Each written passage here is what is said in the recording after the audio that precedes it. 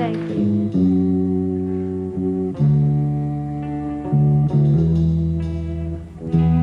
If I should stay, I would only be in your way, so I'll go. But I know I'll think of you each step of the way.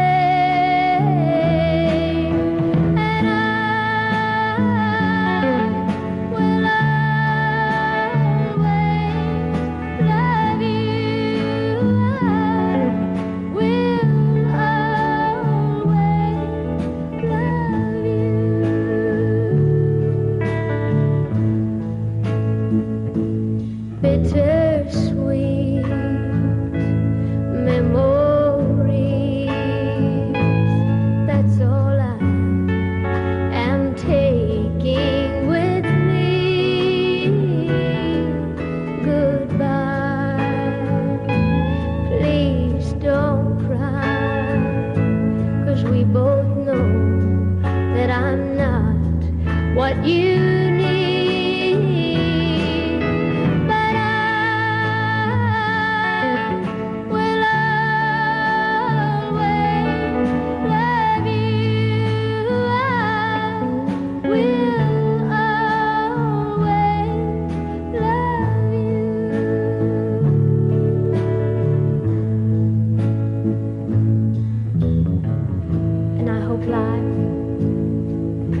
you kind, and I hope that you have all that you ever dreamed of, and I wish you joy and happiness. Oh, but above all of this, I wish you love, and I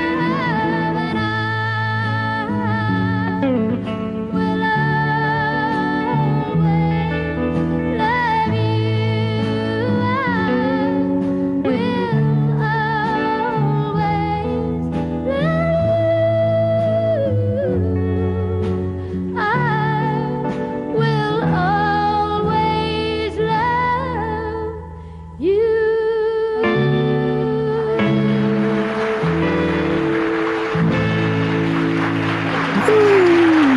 Oh my God.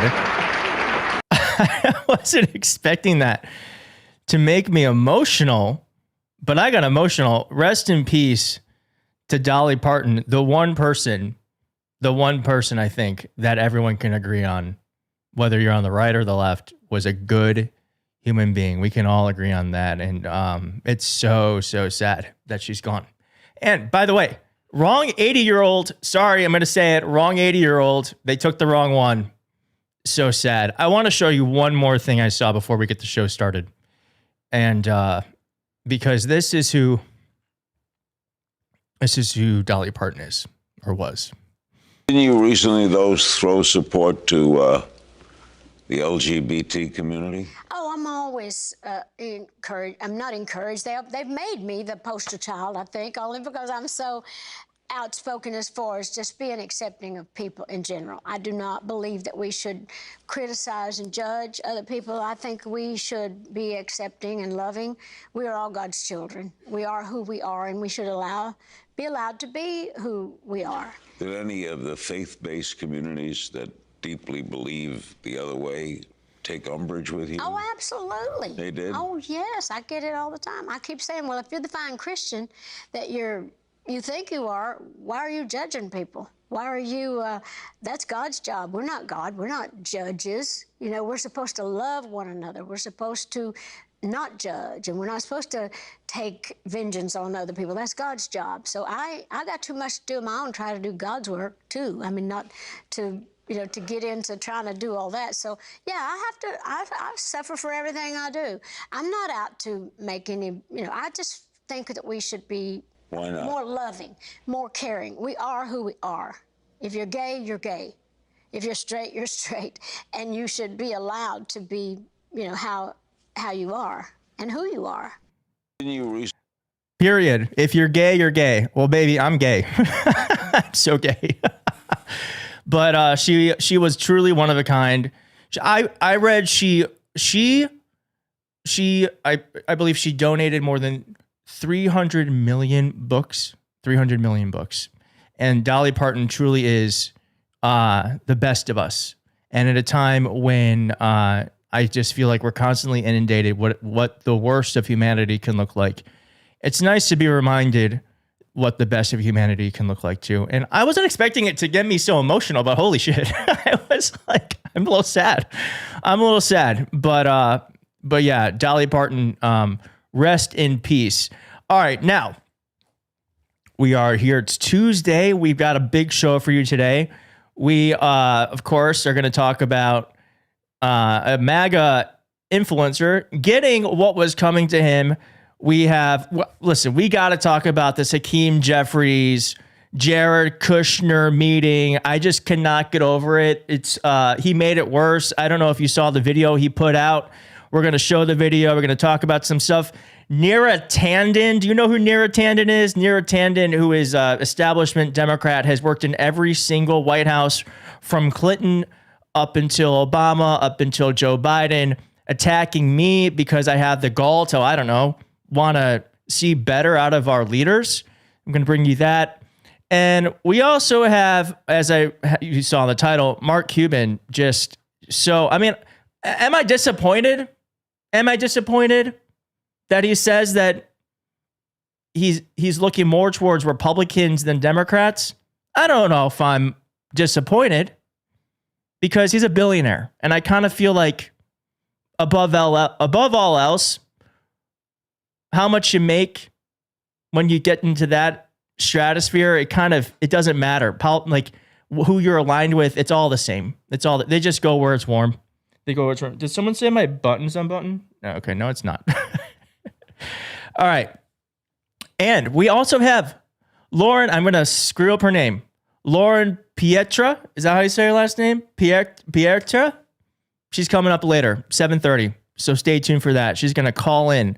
Got our first ever call in. Can you believe it? All right. So now what we haven't done yet and we need to do, we're going to do a roll call. Hello. It's Tuesday. It's August 25th. Oh, by the way, it's Tuesday. It's August 25th. And I'm 5 years sober today. Today is my 5-year sober anniversary. Happy anniversary to me. Someone actually sent me flowers. Very nice. But I want to know, where's everyone watching from? I am here in New York City, soon to be Miami. Where are you watching from? Could you be are you in Canada? If you're in Canada, I'm sorry. I apologize. I apologize. Are you in Florida? Cincinnati? Minnesota? Seattle? Austin, Texas? Houston? Arkansas? We got Scotland in the house. Holy shit. Holy shit. I don't even know how to say something in Scottish. You don't want to hear my accent. Happy anniversary from Buffalo. Thank you for the happy anniversary wishes. I'm very, very happy to be sober. Trust me. You don't want to see me drinking. Not fun. Not fun. We can laugh now because we got over it. All right. Philadelphia, South Carolina, Newfoundland. All right. Chicago. Very happy to have you all here. And I just want to say a quick thank you to the members and the subscribers. You are helping us build this show, and you truly support the people and the production behind the work. This coverage, it remains public because of you. So thank you to everyone who's a member, all the super chats. You are the ones that keep this show going, whether it's live or the videos we produce in the background. And you keep people like Kelly funded. Kelly, the producer, thanks you for your support. Thank you. All right, let's get into some news, shall we? All right, where do we want to go first? I want to talk about Hakeem Jeffries. It's not my favorite thing to talk about, but we should talk about it. Where is Hakeem Jeffries? Where is this? I think it's this. No, it's this. No, it's this. I found it. Oh boy. Oh boy. Did you guys watch this? Did you see this video? Did you see this? First off, what is this fit? What is the fit? What is this? Before we get into the video, I'm pissed off. What are you wearing? Come on. You're the you're soon to be the speaker of the House. His hat doesn't even fit. All right. So if you don't know, what happened was over the weekend, the New York Times reported that Hakeem Jeffries met with Jared Kushner and had a secret meeting. We don't know what about. He didn't tell us about it. And everyone got very upset with Hakeem Jeffries because he had a secret meeting with Jared Kushner. Jared Kushner, by the way, has no role in the government, has no power, is not the Secretary of State, is not the Speaker of the House. He is a billionaire who makes money through proximity to his father-in-law, Donald Trump. What the hell are you doing having a meeting with this man? Okay? So everyone got so upset. Everyone gets, as they should. And so then Hakeem Jeffries released this video. Now, I haven't watched all this. We're going to watch it. Okay?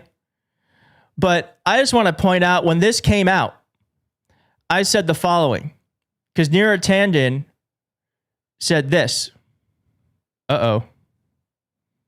Okay. I was like, uh-oh. Chrome, you've never failed me before, Chrome. All right. Neera Tanden said, it is odd that it's excellent to meet with Trump and then bad to do this meeting, particularly as it signals that Trump knows the GOP is losing the House, which undercuts Republican frontliners. In other words, people who are perhaps in a swing district that could lose. It basically is saying to them that, hey, we know we're going to lose. We're effed. Let's take the meeting. Okay. So I said Jared Kushner isn't in the administration. He isn't a government employee. He's the president's son-in-law who uses his proximity to the White House to make billions of dollars. It is nothing like the mayor of the country's largest city meeting with the president, because this person here said that I don't understand why everyone's upset because didn't Mom Donnie meet with Trump? It's not the same thing. Okay. It's not the same thing at all. That's like, it's such a bad faith comparison. It actually really pisses me off. It really pisses me off.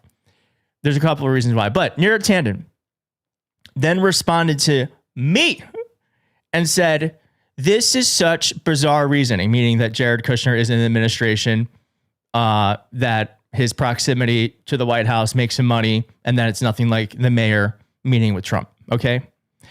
This is such bizarre reasoning. Trump is the one deciding to do the horrifying things that hurt all Americans and basically the world. Obviously, he and Kushner are both corrupt, but Trump is worse on the monster scale than Kushner. Why is it cool with you to meet with Trump? Not a peep, just celebration for the mayor of New York when he does it, even though ICE rates have gone up in New York City since. I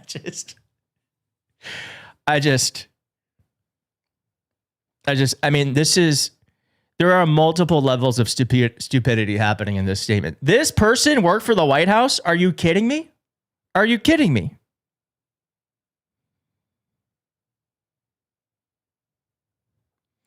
All right. So first off, we didn't celebrate the meeting with Trump. Okay. It's just something that should happen when the mayor of the nation's largest, most powerful city wins election. He should meet with the president, who, by the way, has the power to make his life better or worse for not only the mayor, but also for its citizens. That's first. Okay. Secondly, even though ICE rates have gone up in New York City since, that's not even why he meant to meet with him. The mayor, look at this. The mayor of New York, Mom Donnie, met with Donald Trump for one reason only: securing more than $21 billion with a B and federal grants to construct the world's largest deck over the site, allowing city to build 12 million new affordable homes, including 6,000 new Mitchell Lama style homes, create 30,000 good paying union jobs, and deliver on parks, schools, healthcare, clinics, etc. Okay? So I don't know what is going on where this lady who has worked with establishment presidents her entire life feels the need to attack the mayor of the world's largest city for no reason, and then attacking him for something that the meeting wasn't even about. It doesn't make sense to me. It doesn't make sense to me. There's something going on with the establishment where they're losing their minds because they can see that their power is waning, and so they're pulling out all of the tricks. They're pulling out all the tricks to try to stop this progressive, people-led movement from taking power, not only in the party, but in the country. All right, if you're just joining, don't worry. Someone's like, who got punched? Did I miss it? You didn't miss it. You didn't miss it. We're going to get to that next. We're going to get to that next. That's the next thing. Cat Harmony. Everyone say, Cat, chill. We're going to get to that. We got 2 hours. We're going to get to that. Oh, man, that's funny. So anyway, let's watch this. The man being punched it's all connected to this. It's all connected to this. You're going to see. But it's important we go through this first, because what that man is showing us and what Bernie Sanders showed us is that there are things we could be talking about other than Mayor Mamdani and a Twitch streamer. Okay? What's up, y'all? Just finished up an event here in the community in Brooklyn. I want to give you a little real talk on this Jared Kushner situation. He asked for a meeting, and I took it, to discuss the affordability crisis that exists that is not a hoax. Okay, we're going to stop right there because the New York Times followed up with a reporting that says that, you heard him, right? Kushner asked for a meeting, and I took it. Brooklyn. I want to give you a little real talk on this Jared Kushner situation. This is so bad. He asked for a meeting, and I took it. Okay, tough guy. The New York Times followed up with a reporting that said a person with knowledge of the meeting who spoke on the condition of anonymity to discuss a sensitive topic said it was a mutual friend, not the president's son-in-law, who suggested that Hakeem Jeffries and Kushner meet. So he's lying, just so you know. So just keep that in mind as we watch the rest of this. He's lying in your face. To discuss the affordability crisis that exists that is not a hoax. At the same period of time, I shouldn't have to say it, but I am. No one is going to get a pass. We're going to hold every single member of the Trump cartel accountable, beginning on day one. If you're stealing from the American people, I'm reading your comments. Your comments are absolutely, they are like, sell out Jeffries. What's with Hakeem eyes? Been done with him. Absolutely. shortchanging the American people or screwing over the American people, you're going to be held accountable. We're going to follow the facts, apply the law, and be guided by the Constitution, beginning on day one, and hold the crooks accountable. And that's what we've done as House Democrats from the beginning of this Congress. Do y'all feel like he is holding the crooks accountable? Does anyone feel like the crooks are being held accountable right now? No, he might not be able to. He does not have power. But don't say you're doing shit you're not doing. You're not holding anyone accountable. You're taking a private meeting with the president's corrupted son-in-law who has no power. We battled the Trump administration on tariffs, battle them on Medicaid, battle them on Epstein, battle them on nutritional assistance. It's just the worst video ever. Battle them on Epstein, battle them on Medicaid, battle them on have they won did they win the battle on Epstein? Did they? None of the files are out. Have they won the battle on Medicaid? I don't like what battle? I'm not even aware of a battle happening with Medicaid. Can you please be more anyways, but it's just like it's if you have no power, that's fine. But there are things that you could be doing right now rather than just, in my opinion, talking with a lot of hot air. Battle them on the Affordable Care Act. Battle them on the reckless war of choice in Iran. Battle them on ICE funding, and battle them on the unprecedented corruption unleashed on the American people. And we've delivered results. Pam Bondi is gone. Kristi Noem is gone, and we're just getting started. At the same period of time, the affordability crisis in this country is very real. It needs to be dealt with. I hear about it every day. In a community in Brooklyn and all across the country, wherever I may be, people are drowning in this failed economy and are demanding action. We have a responsibility to deal with the fact that life is too expensive. Far too many people are stressed the F out when it's time to go to the grocery store, pay the rent, or put gas in the tank. That's crazy. That should not be happening in the United States of America, and we have a responsibility to address it. And that's what we intend to do.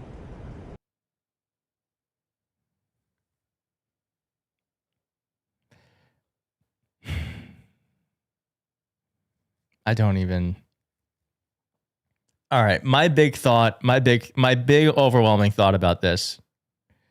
Let's put up a poll. Kelly, can we put up a poll? Can you do that on your end? Let's put up a poll. Let's just put up a poll. Do you think Hakeem Jeffries should be speaker if we retake the House? Let's put up a poll. But here's what I think is all those things he said are true.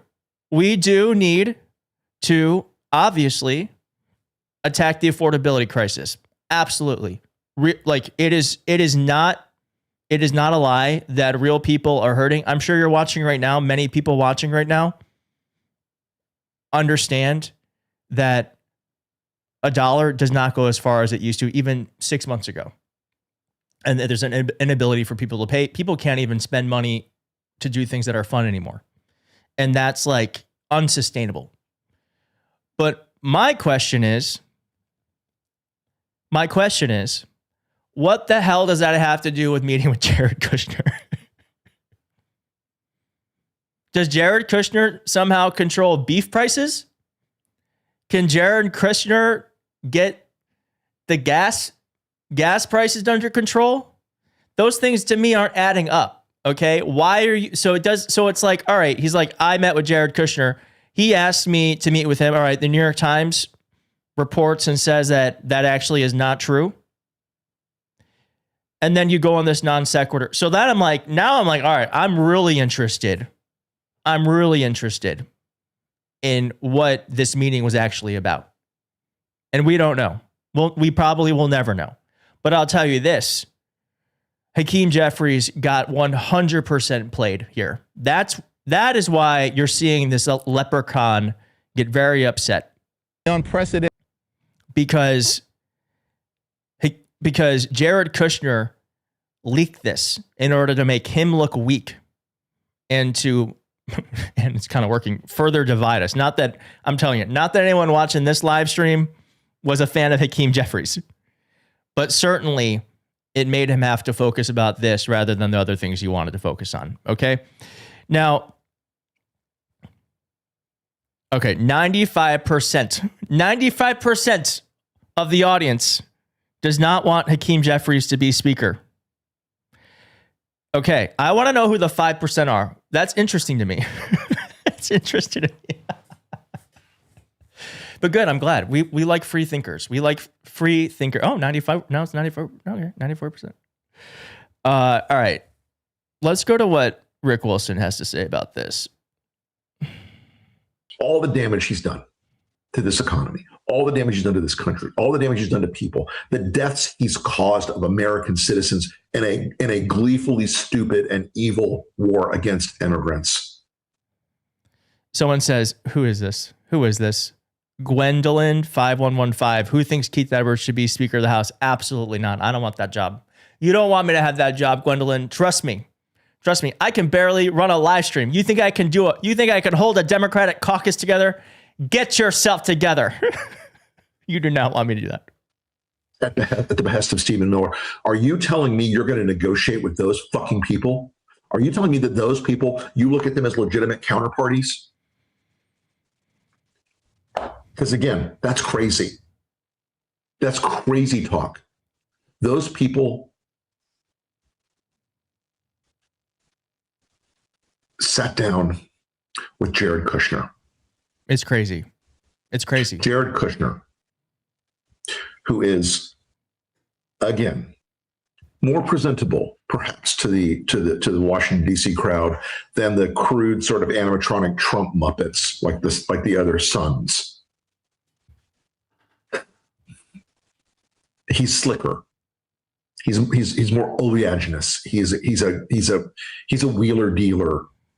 Okay. I mean, that's a good point. I mean, really do slow it down, right? Like, think about it. They sat down at a dinner together, or perhaps they're like what was the setting? Where were they? What could they have talked about? How long was the meeting? What could they have been talking about? What value could Jared Kushner have possibly provided to Hakeem Jeffries, vice versa? There's just a lot of questions that are not going to be answered about this. And like, I'm sorry, like being upset in your St. Patrick's Day outfit does not help me. So does anyone remember this meme? Does anyone remember this meme? It tickled me. Okay. Jennifer Welch, of course, went ham on him. Let's just see a bit of that. I don't want to work with fascists. I don't want to collaborate with fascists. There is no Period. working with criminals. We have to have an opposition party. Hakeem Jeffries needs to come out and speak to the people. The Democratic base wants fighters. You know who's number one right now in the 2028 presidential estimates on the markets? John Ossoff. Why? Because he's calling out, why is Trump flying around with Natalie? Why is he such a corrupt criminal? He is an opposition speaker at the moment. Every time he gives a speech, he is opposing the corruption of this administration. Absolutely. John Ossoff is really showing what this is all about. All right. And then I want to just, I feel like there was a tweet that said, where is this? Is this it? No. I believe there was a tweet from Neera Tanden that said, oh, yeah. Talking about Hassan Piker, I just want to end with this. Thank you for the butterfly. I don't know what that is, but thank you for the butterfly. Thank you. I would think someone talking about Hassan Piker, I would think someone who is so toxic that a Senate campaign was to distance himself from him would spend a little less time attacking the people actually trying to win a House Dem majority. That was interesting to me. Do you know? Now, not a lot of people know this. Neera Tanden, I believe, is the only person in American history to not be Senate confirmed because of her tweets. Did you know that? I knew that. Shall we watch? I have to tell you, I'm very disturbed about your personal comments about people. It's not just one or two. I think you deleted about 1,000 tweets. And it wasn't just about Republicans. And I don't mind disagreements in policy. I think that's great. I love the dialectic. But the comments were personal.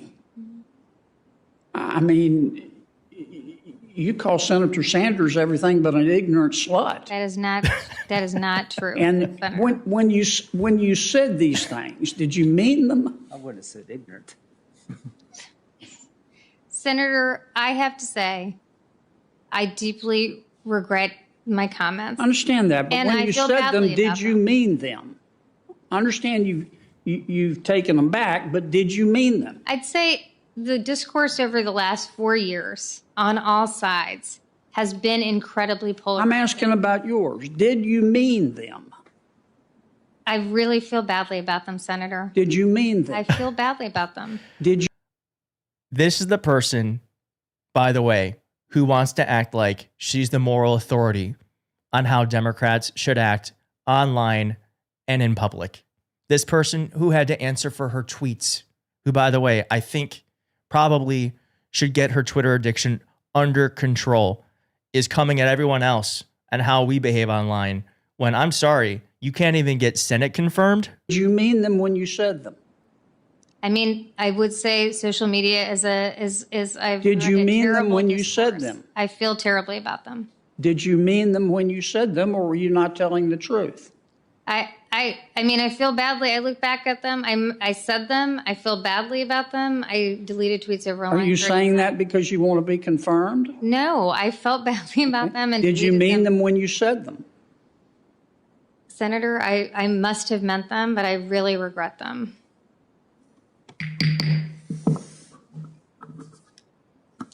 I want the record to reflect that I did not call Senator Sanders an ignorant slut. Anyway, so that is, so I guess like overall, the way I want to wrap this up is like, these are the people, Jeffries, Tandon, they're all cut from the same cloth, who are more interested in maintaining power, keeping the status quo, proximity to power, than actually creating structural change for average Americans. And the people who are actually doing that, like Mayor Mamdani, are the ones who are getting attacked. Abdul El-Sayed, who actually want to fight for people. The reason why these folks are attacking Democrats who are actually working for people is not because they think that there's actually something. They just don't like the fact that they can see their power slipping away. Okay. So I think we actually have. Do we have a race update, Kelly? I feel like we have a race update for perhaps. We're going to find out right now if Darlene Graham, daughter of Lindsey Graham, has won her Senate race. By the way, if you are just joining us, welcome. I just want to say thanks again to everyone who subscribed, to the members who make this channel happen. And also, this is our 4th Tuesday going live, and your support funds the people in production behind the work. The coverage remains for everyone, and memberships help us make more of it. So if you're not a member, please do consider joining, because it keeps the live stream free and it keeps everything that we're doing running. So thank you so much. All right, we're going to go to this. South Carolina. Boop, boop, boop, boo. Okay. Yeah. Okay. She won that. I mean, we'll see. I don't know South Carolina like that. So wait, should we put on the,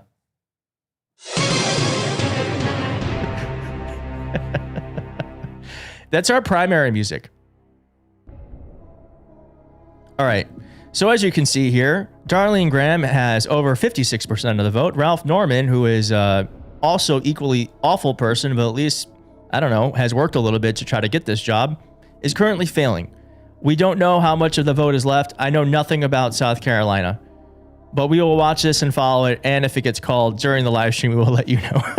That's all I got. All right, let's move on to the main story here today, which is Jake Lane. Oh my God, wait, 2 people have become members. Holy shit. Can we get some W's in the chat? W's in the chat. For Norby, 9K879, who has become a member of the channel. Boop, boop, boop, boo. Thank you so much for joining, for becoming a member, you keep the live stream going. So thank you. And please, if you feel so inclined, please do hit that join button. It really does help a lot. It helps a lot. Okay. Let's go to this next story. I'm going to put up music in the meantime.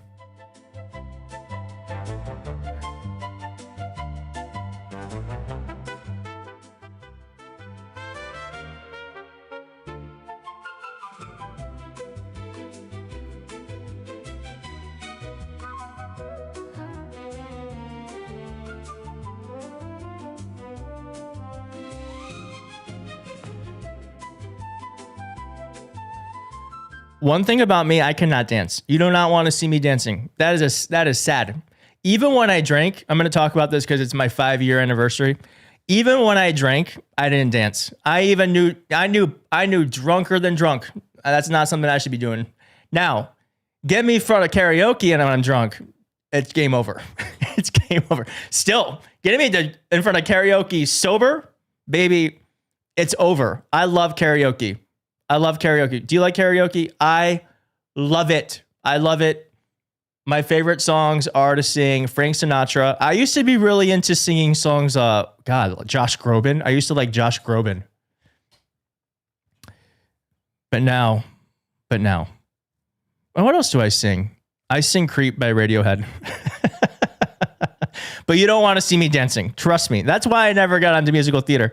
Oh shit. We got more. Oh my, NorCal 9R girl gave a gift of membership. Thank you so much. Simon and Patty just became a member for 1 month. Said congratulations on 5 years of sobriety. Thank you so much. Thank you for becoming a member. Or being a member. Thank you. Okay. Kelly says sing for us. No. Well, we're not singing. That's no. The subs would drop.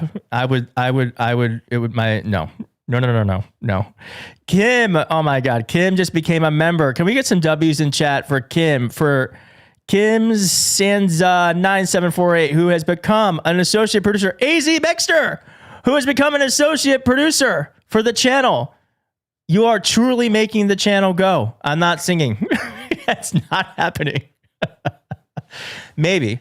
I don't know. Maybe if we hit 30, if we hit 30 members, that's probably not a high enough number.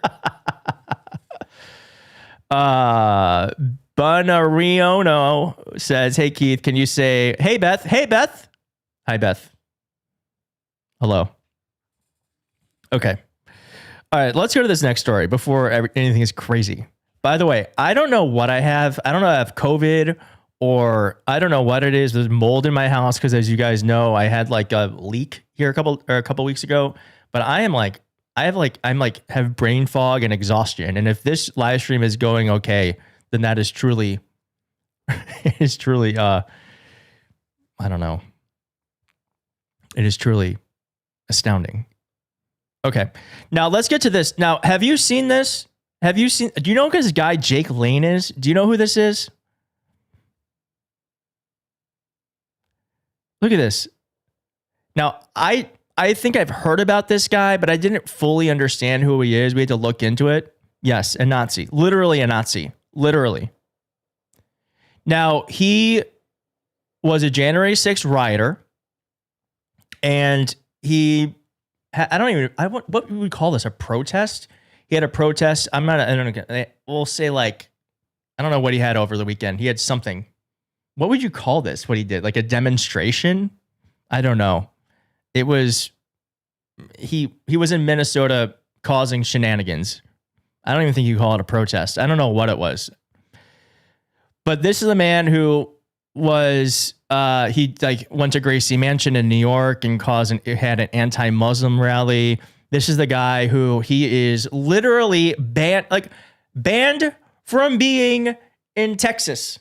How bad is it when you're banned from being in Texas? Okay. And he had, I guess it was an anti-Muslim rally in Minneapolis. Far-right agitator Jake Lane was arrested on Saturday after the vehicle he was drove onto a sidewalk in front of Minneapolis City Hall and towards a crowd of people as Lang raised a large sign with the N-word on it. Minneapolis police intervened and later arrested all occupants following the incident, which occurred around 11 o'clock. Police say everyone in the two vehicles that drove towards the crowd was arrested on probable cause of riot. Hundreds of people were outside of the Minneapolis City Hall for a counter protest against Lang at noon.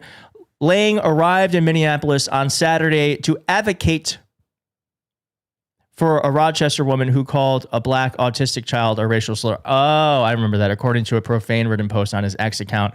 In a post on X earlier that week, Jacob Fry told people to stay away from the rally.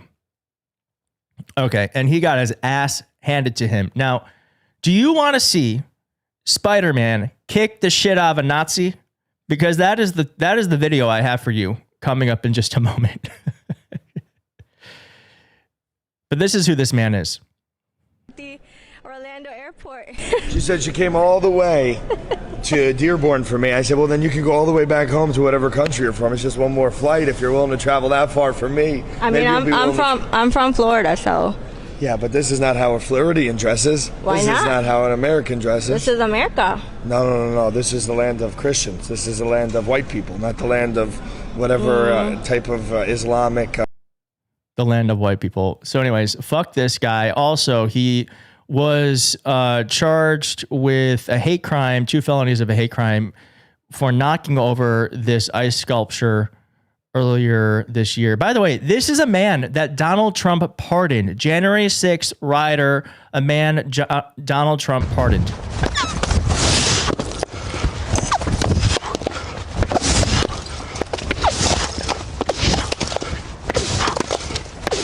Pro-life, baby! America first, America only!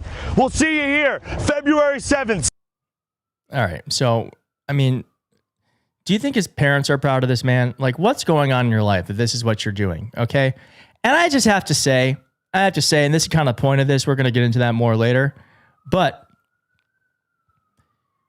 Democrats are talking so much about Hassan Piker. Literally every single major Democrat in the past couple of days has released a statement, I'm going to have them for you in just a moment, about Hassan Piker. Meanwhile, you got idiots like this on the right who are getting arrested. Perhaps the right should be answering for that rather than all of us talking about a left-wing streamer. Okay? But one thing that I think we can all agree on, it is a good day in America when a Nazi gets punched. Let's just watch Spider-Man do his thing, shall we?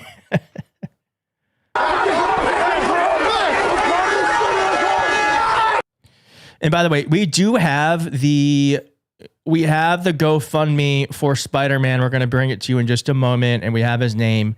And if you feel inclined, you can donate to his GoFundMe, which has been verified and the funds will be going to him because he was arrested for this.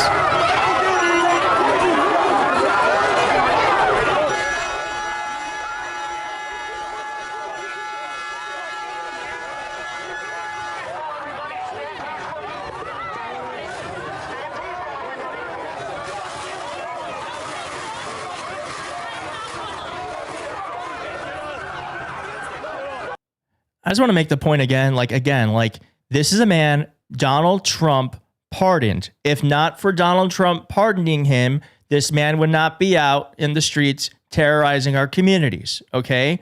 But the entire Democratic establishment is intensely focused on a left-wing streamer who's just trying to get progressives elected, okay? Again, that's what I just want to say that one more time, because when you repeat it 3 times, it sticks.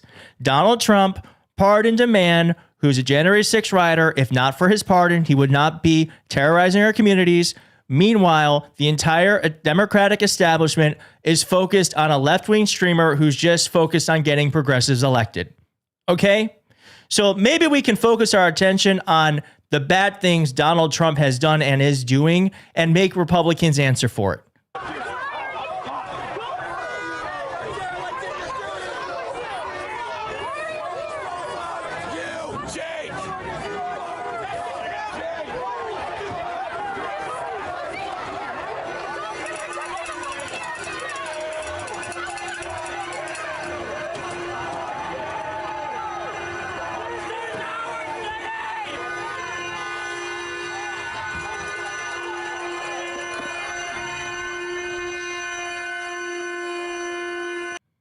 All right, let's get to the good part. Where is it? Oh, it's not in this clip. Hold on. All right. Well, that clip's so short. Oh my God. Okay. Is that the clip, Kelly? This is the clip. It's a short clip. It's a 6-minute clip. Okay. All right. This is clip. Hey, if you're not watching right now, it's going to go by very quickly. Okay? 6 seconds. This is like a blink on the internet. But here it is. Okay, it was worth it. It was worth it. Woo!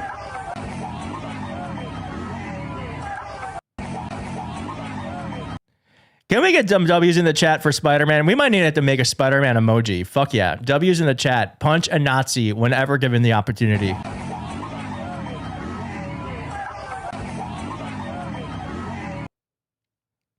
Amazing. And then also, I mean, look at this. Look at the art it created.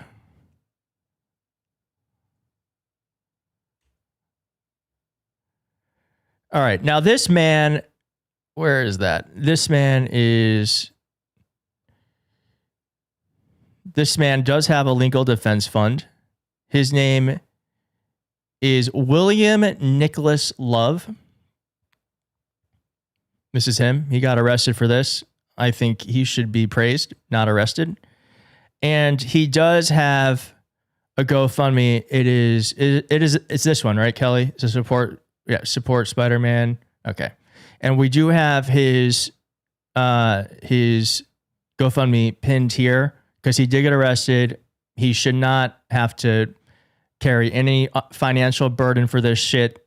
And so if you feel inclined, if you are able, I know it's hard for everyone right now, but his donation page is here, and I feel like I should donate right now. So I'm going to do that. But I don't want to log in here. So hold on. I'm going to donate. Do.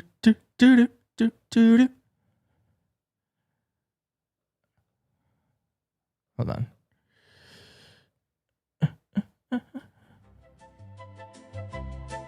I'm going to donate with you.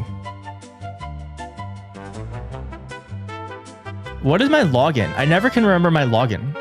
Does anyone have this problem? What is my GoFundMe login? Forgot your login.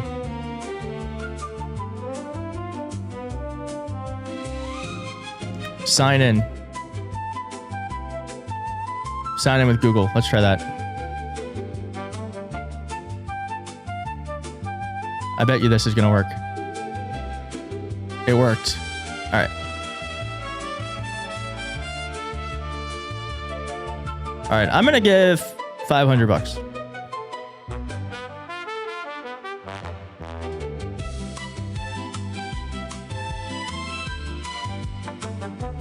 This is what it's all about.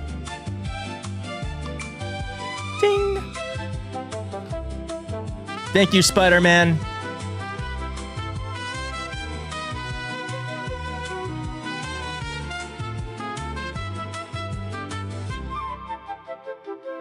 Okay. So that's my point, though, is like there are literally freaks like this. There are freaks like this in the country who Republicans could literally be answering for. And instead, we're talking about Hassan Piker. Here are just a few of the Hassan Piker freakouts.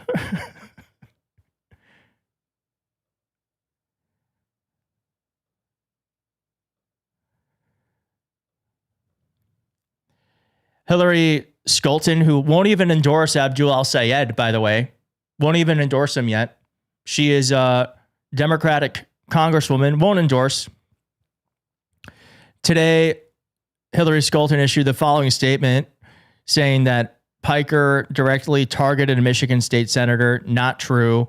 Cory Booker say Hassan Piker's dangerous and hateful language targeting Jewish Americans has no place in our civic discourse. This is completely fabricated. It's just Alyssa Slotkin, Senator Jackie Rosen. Waj Ali, friend of the channel, said, did the AIPAC bat signal go out? Trump pardon. This is the point. This is the point. Trump pardoned Jake Lang, a Nazi who attacked police on January 6th and now is leading anti-Muslim rallies. Okay? Bernie Sanders making this point too. Trump pardoned January 6th rioter Jake Lang and is in Michigan targeting Abdul El-Sayed, burning Qurans and calling Muslims insidious parasites. Will Mike Rogers and the Republican leadership condemn Lang's bigotry and hatred, or will they continue to fan the flames of Islamophobia? Like, what's going on here? Do we want to win a Senate race or not? Because we have to remind people that Donald Trump is corrupt, he surrounds himself with hate, and that the things he's done has directly impacted our community's safety and our ability to function as a society. Look, what's this? There is a Hassan Piker Fox News count. They've mentioned Al-Sayed 11 times, Hassan Piker 12 times, Mike Rogers twice, WNBA 17 times. So this really tells you that they know that talking about their guy doesn't help them. The only thing they can do to try to hurt Democrats is by talking negatively about us of the WNBA. It's so weird. Is that because of the trans stuff? I think it's because of trans stuff. It's like a whole other universe. Why are they talking about the WNBA? All right. And Pastor Ben said this: mark every one of these Democrats who have coordinated more on attacking a Twitch streamer than they ever did to stop Trump's current attack on the Republic. They have to be primary next. We simply cannot have this feckless level of leadership at a time of crisis for the nation. We just can't. Truly.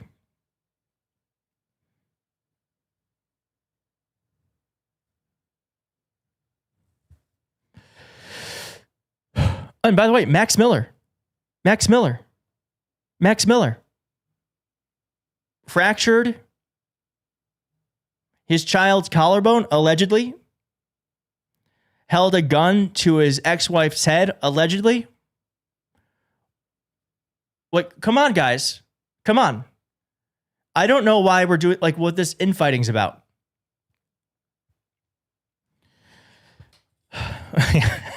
Lauren Boebert and her son. I don't know. We shouldn't. I mean, the son has no power, but there's a lot to talk about. That's the point. Chuck Smith says, damn, I'm late. No, you're right on time, baby. Thanks for being here. Hey, I'm so glad you're here. Can we all say hi to Chuck? Chuck, you're not late. You're right on time. The universe brought you to this moment at this exact time. Maybe you wouldn't have liked the Hakeem Jeffries segment. But welcome, Chuck. Welcome. All right, so we are halfway through the stream. If you are here, I know we got a lot of members. I'm sorry I didn't count them up, but we had about 5 people become members. So thank you so much. And as I said, and if you're joining just like Chuck and you want to, again, help, you can be a member, you can become a member, you can hit like, you can subscribe to the channel, you can give a super chat. All that stuff helps the stream go. Okay. So thank you for being here. We're halfway through. And I think at 7:30, we have Loren Piretra joining us for our first ever live call-in. And we'll see how that works. With the technicality of it. But I want to actually shout out the 17 new members we have here today.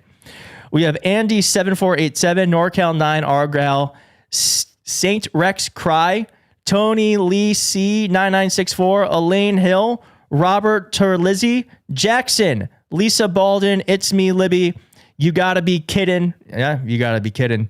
V Bronco, Diane Barnett, Alan York, RWLIW, Norby, Simon Patty, Art Vandelay, and Peggy Lancaster.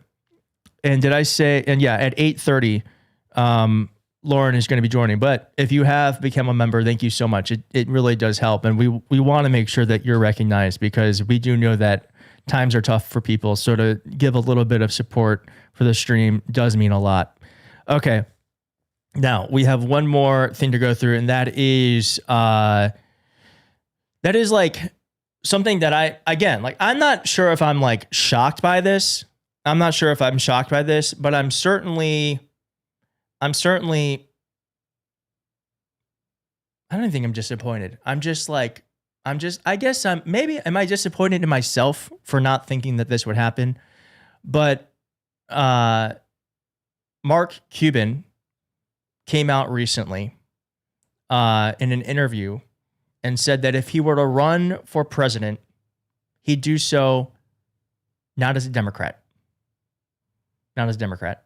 And before we get into this, I do want to say to Kathleen, who just gave $20, hi from Livonia, Michigan. Love you. We love you too, Kathleen. Gonna hit like on that like. And let's get some W's in the chat for Kathleen. Oh, and Iris Power 4409 just gifted 5 memberships. Thank you for the gifts. Thanks for the memberships. That's so nice of you. Thank you. Okay, and I do believe we have, before we get into this Mark Cuban thing, we do have a update on the South Carolina primary.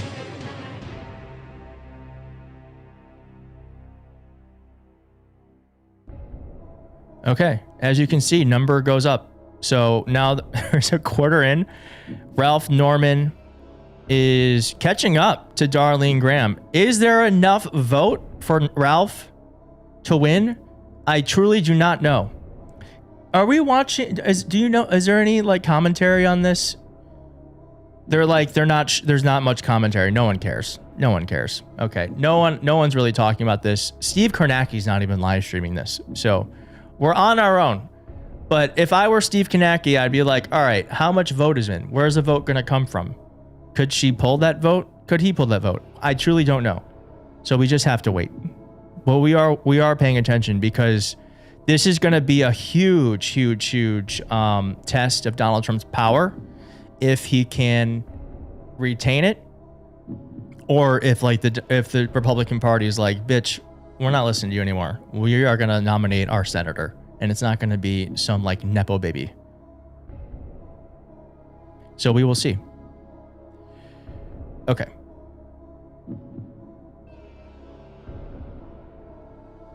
Kornacki cam on the site. What do you mean?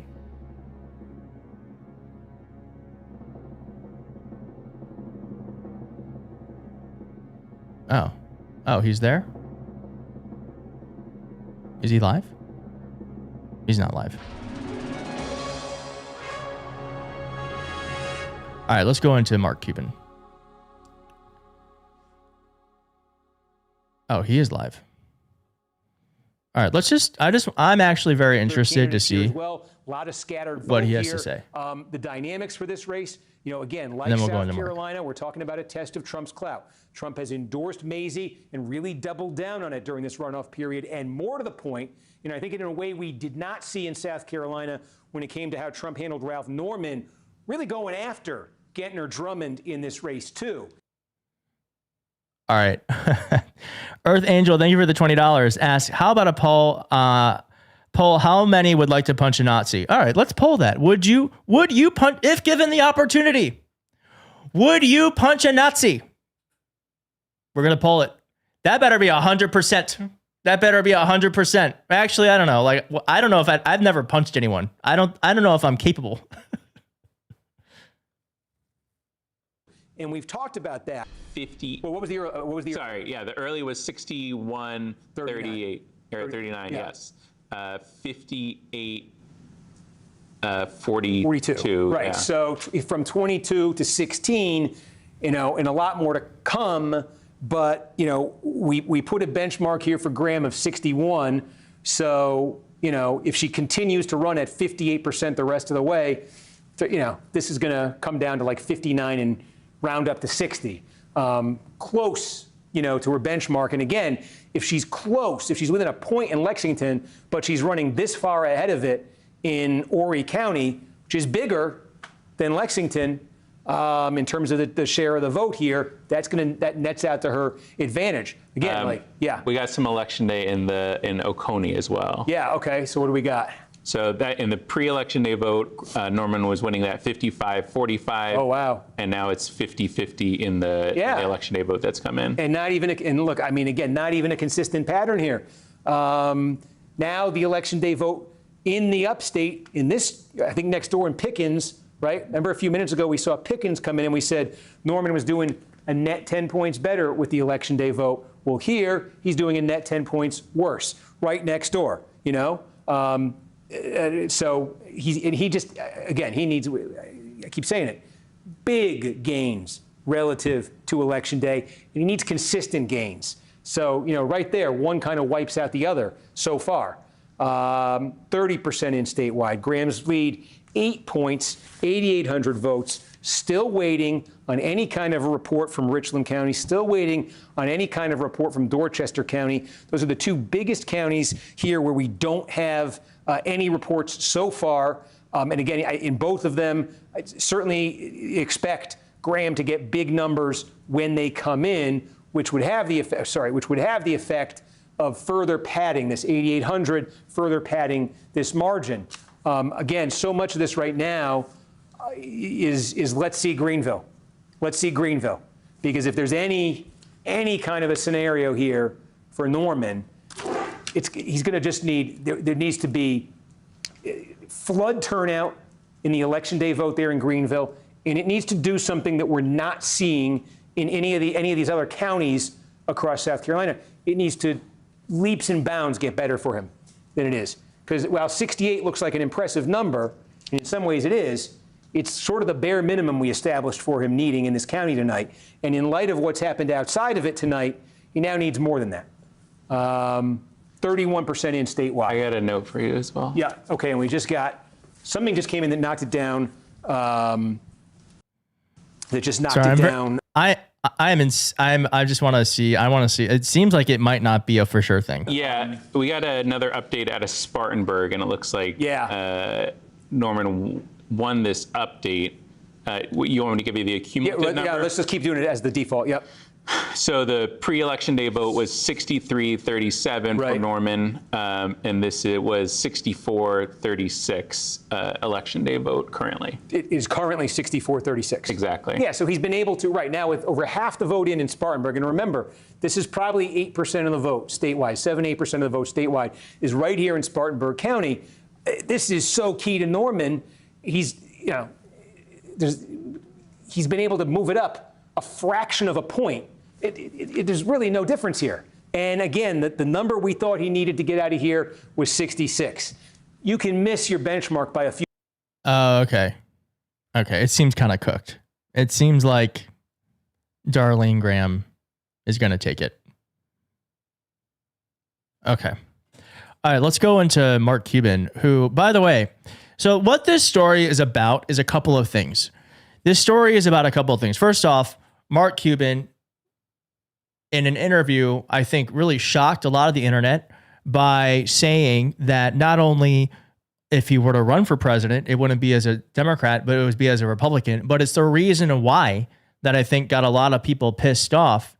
And really, I think what this is all about is a reaction to what the left is doing, which is the left is actually trying to get creative about wealth tax and how we can actually tax billionaires so that they pay their fair share. Now, if you don't know, most billionaires pay a smaller percentage than you or me.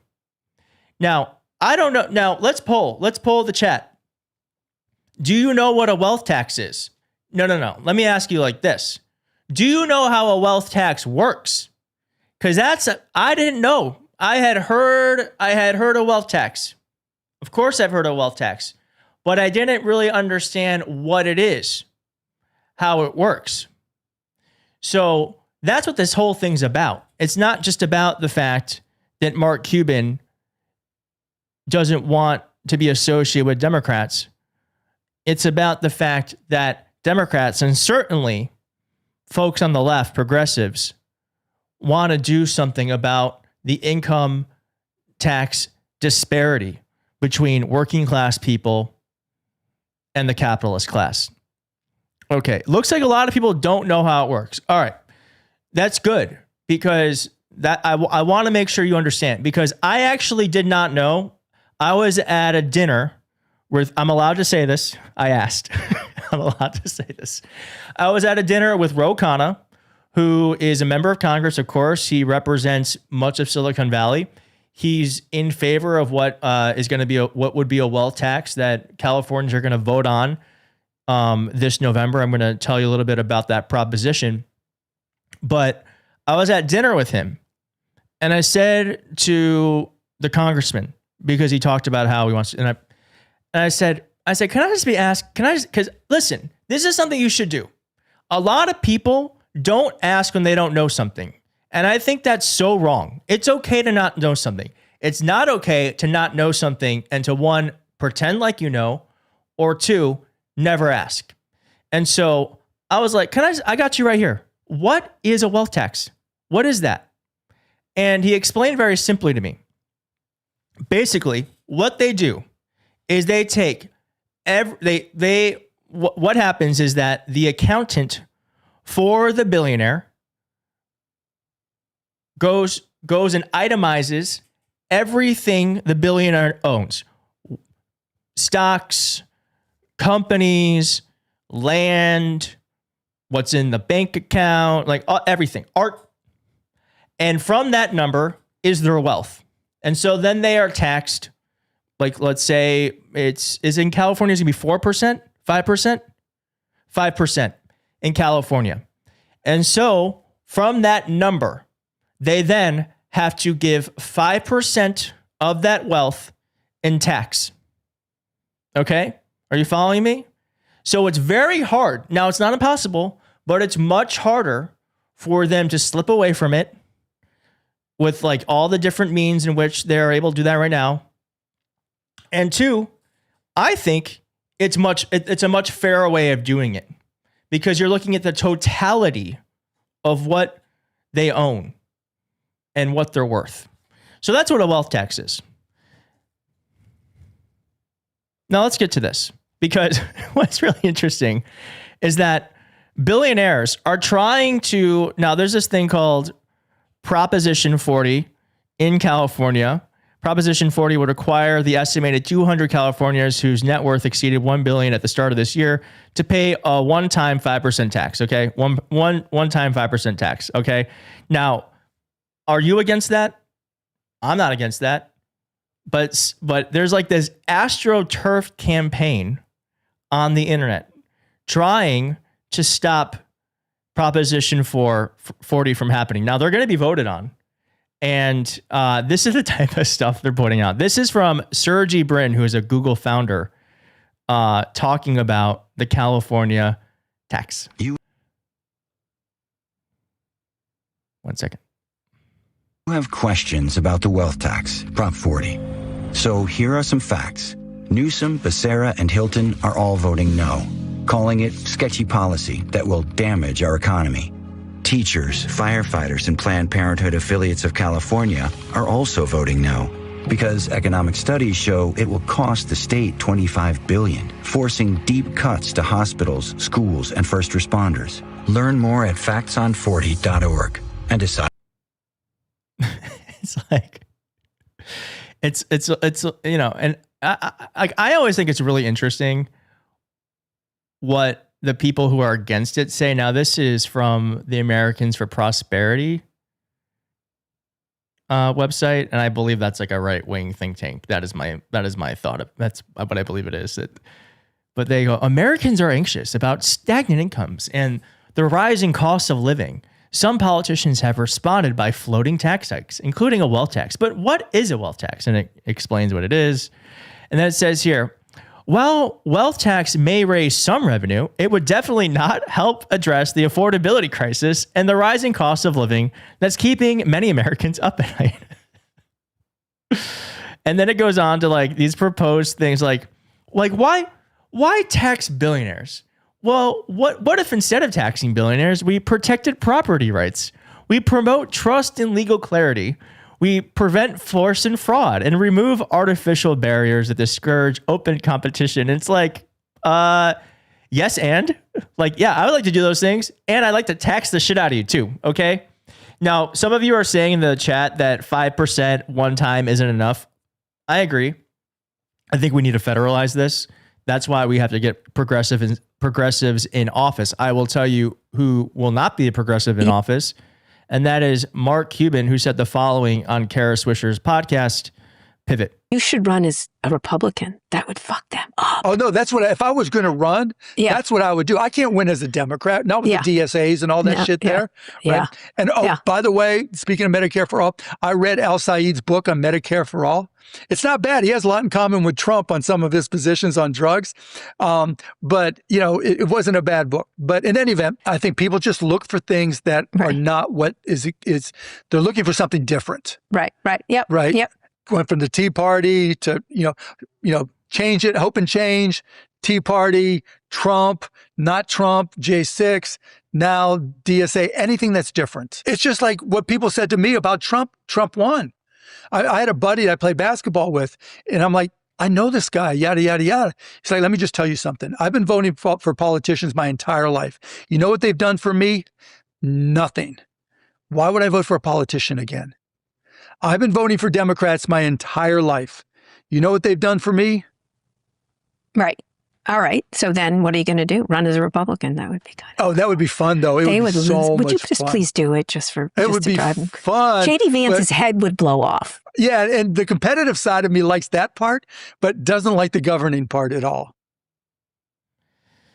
So anyway, basically what he's doing is attacking the DSA, saying that he wouldn't be able to run because of the DSA. I actually think that's not untrue. I mean, I don't know how you feel. I do not want... I'm sorry. Like, I do not know J.B. Pritzker personally. I've never met him. I know some people who work for him, and I respect them.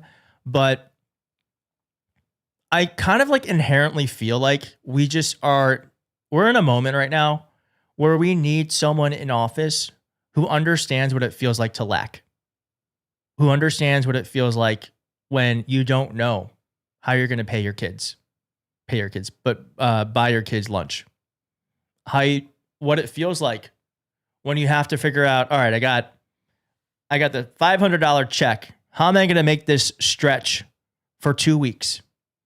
I feel like what our government lacks are people that know what that feeling looks like. Because I really do believe that if we had a government that reflected the people who actually live in it and who reflected the majority of the people who are in it, then we would not be creating these laws, and we certainly would not have people who are against a wealth tax right now. Now, Mark Cuban was asked about, someone says, Pam's Fiber Frenzy says, no billionaires in power.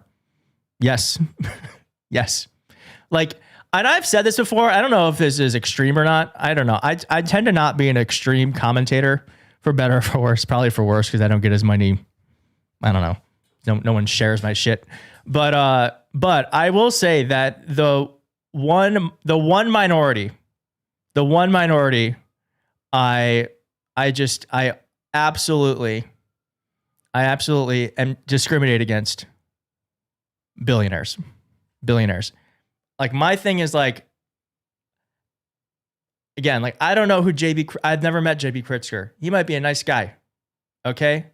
But he's a billionaire. So I automatically have a prejudice against him. And that is just how I am. Sorry. All right. Now, Mark Cuban was asked about the wealth tax. And here's what he said. Discuss the wealth tax. Mm-hmm.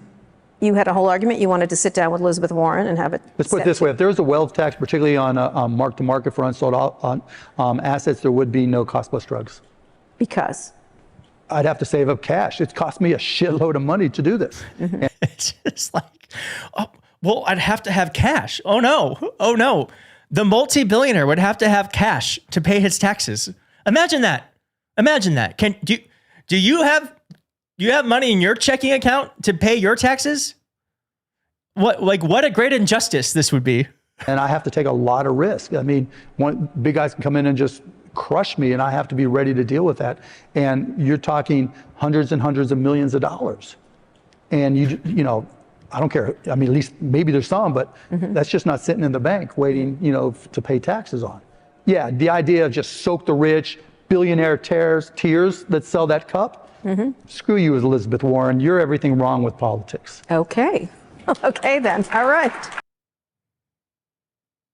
Okay. Good to know. Good to know. Bernie Sanders said the following. Sorry, I'm laughing because we are I'm just going to say it. I'm laughing because we're multi-streaming. So we're also on Twitch, right? And guess how many people are watching on Twitch? Guess how many? Twitch, if you don't know, is a live stream platform. Can you guess? Kelly just told me. If you guessed anything higher than 1, you've lost. Only Kelly is watching our stream on Twitch. Funny. It tickled me. 10K. I wish. Only Kelly. Thankfully, it doesn't cost extra to do it. You gotta start somewhere. Okay. Bernie Sanders is leading a $90 million ad. Bernie Sanders said Sergey Brin is leading a $90 million ad campaign to stop California's 5% billionaire wealth tax. He is $133 billion richer since Trump's election, but that's apparently not enough. He'd rather children lose access to health care than pay his fair share. Greed is a sickness. Absolutely. All right, here's Ro Khanna talking about that wealth tax.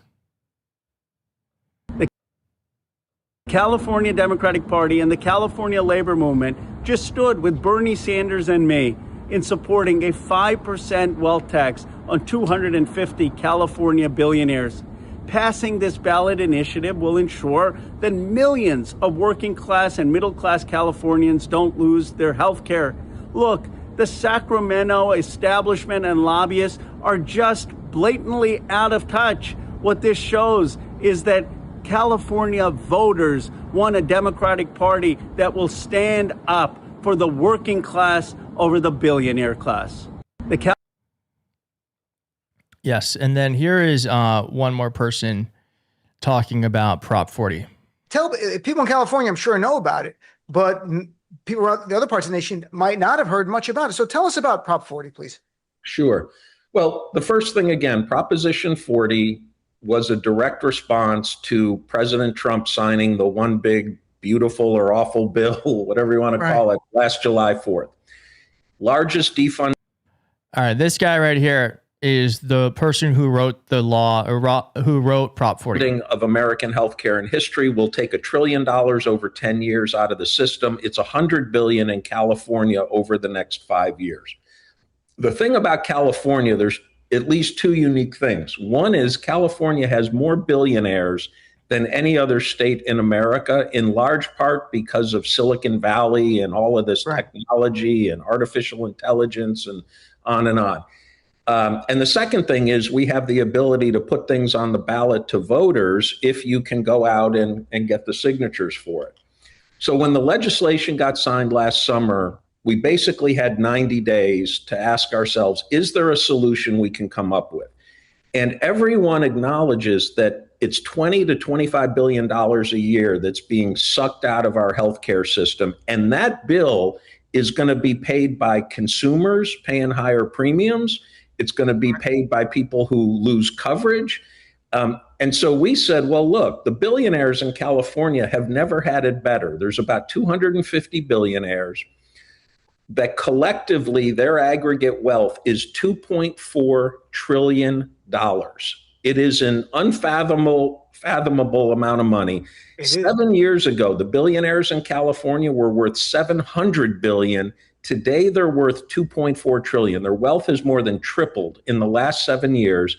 Interestingly enough, Sergey Brin, one of the Google founders, who's the chief financer of our opposition, his wealth has increased by $26 billion this year alone, and we're just a little over halfway through. Yeah. So I mean, how many different ways can you say it? Billionaires make way too much money, and they should have to pay their fair share. Now, I do think the problem here is that this is like a federal problem. This is a federal problem that currently has a local solution. And so it's great that California is showing that first off, I just think, like, listen, well, how many in the chat? Like 65% of you didn't know what a wealth tax is. And I think it's good that it's like raising the awareness that this is a thing we can do. This is a thing we can implement nationally. But I do think in order for this to really happen, you got to create it has to be nationalized. Now, that's where I'm like, all right, this is going to be a generational project in order to get this thing passed. But we should work towards it, because income inequality doesn't just hurt it doesn't just hurt working people. It also hurts our democracy, because when this power imbalance happens and people see that there's a different set of laws for the very rich than for everyone else, and there's a different set of rules, then eventually people either stop trying to participate in democracy, or they go towards an authoritarian who they think can actually fix the problem. So I do think that this is like a very creative solution. I truly did not know that this was a thing, but or at least I didn't know what it meant. But I don't know if it's necessarily something that can get fixed without a federal law. And I think we have Loren joining in just a moment, but oh my God, we have 13 Twitch viewers. But here's one guy freaking out about billionaires having to pay money. This is stealing. This is stealing. Is it? Is it? This is stealing. This is legalized stealing from people who have already paid taxes on their unrealized gains on an arbitrary threshold of $1 billion. This is as un-American as it gets, claiming to be a one-time deal. I would ask anyone who has ever found a spouse cheating, who said it was only one time, whether or not they really believe that. Because that's what you're being asked to believe. This will only happen one time, and that threshold will never get lowered. If you believe that, you will buy anything. But this is a sham. This is a farce. This is theft. But like, it's not. First off, we're just trying to get taxes paid. We're just trying to collect some revenue so that we can fund programs that help everyone. Roads, bridges, military. We're $40 trillion in debt, my friend. How do you think we're going to fix that solution? It's not, a wealth tax isn't going to fix it all, but we have to start getting, we have to get serious and creative if we're going to fix this. Your response. That was my response. Okay, let's watch this freak. This guy's freaking out about the pied-à-terre tax in New York, where if you own a home that's more than $5 million in New York City and you don't live here full time, you have to pay some taxes on it. Oh no. It's been going on for a few years in states like New York, Massachusetts, New Jersey. Actually, I don't want to watch this. I don't want to. This guy pisses me off. We're moving on. We're moving on. Lauren's going to join in just a moment. Do y'all know who Loren Piretra is? Piretra? I don't know how to say her name. She's joining in just a moment.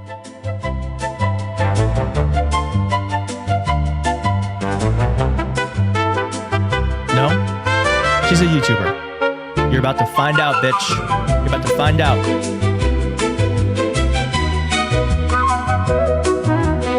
Okay, some people know Loren. I'm into that. All right, before she joins, Cassie says, with a $5 super chat, thank you, says they get lifetime breaks and complain about a one-time tax. Ridiculous. Agreed. All right, and oh my God, that music was so loud. Oh my God, that music was so loud. It wasn't loud? Oh, it was loud to me. All right, now, friends of the live stream, we are considering doing 2 live streams a week. Did you know that? Tuesdays, and you're hearing it here first. Tuesdays and Thursdays.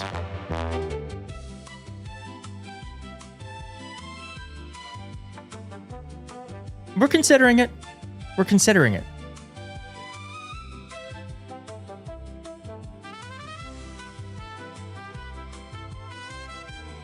We enjoy doing this, but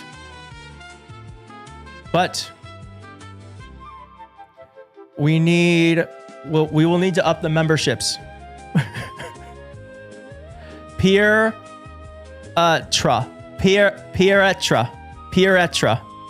Loren Piretra. I got it. And we saw someone celebrate their 5 months with us. Fun fact, I share the same Halloween birthday as Abdul Al-Sayed. That's great, Texas Jen. Happy early birthday. Let's see, you're going to let me know when she joins? Is she on? No. Okay.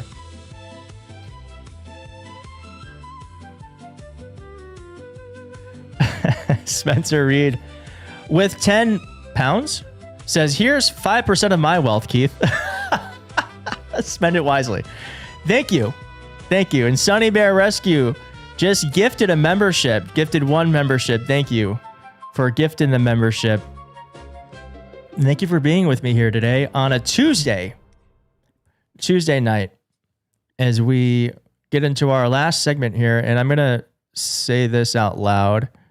If you're just joining, thanks so much for hanging out with us. We're about to bring in Loren Piretra at 8:30. But in the meantime, I also want to shout out the 8 people who became members: Kim Sanza 9748, AZ Bexter, Chi-Town Mark, and more. Andy 7484, Raymond Van Riper, probably Jen, Bernie Williams. And do I hear Lauren? Can Lauren hear me? I hear tapping. No, that's you. Got it. Okay, we're hanging out. Is Lauren in the chat? No. All right, I'm going to tell you what we're going to do. No, I'm going to wait. I'm going to wait until she shows up. But I actually have to do this real fast.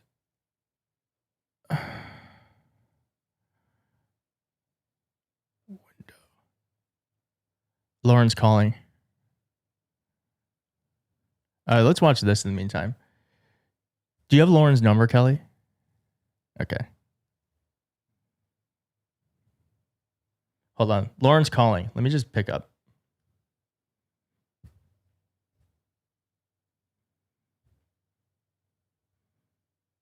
Hello? You're on speaker. You're on speakerphone and you're on the live stream. We're getting the echo. I'm on.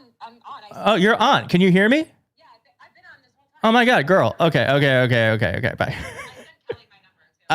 Okay. We're right. She's on.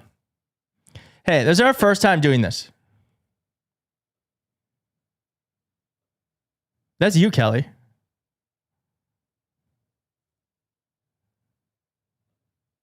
Hold on. That's Kelly. Kelly, you can't be in that. How are you in that? Close out all your stuff. Hey, this is why we're trying it with a friend. What?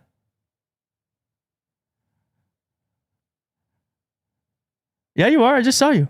Close out all your Safari and Chrome chats. Close out everything.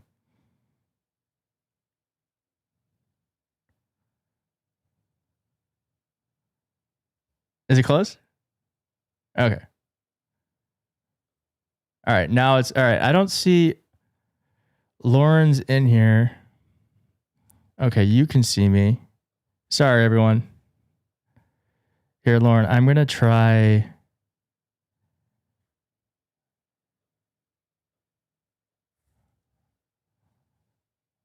I'm going to try. Okay. Sorry, everyone. Okay, so you have to be in that. Loren, Loren, close out all your stuff and try that again.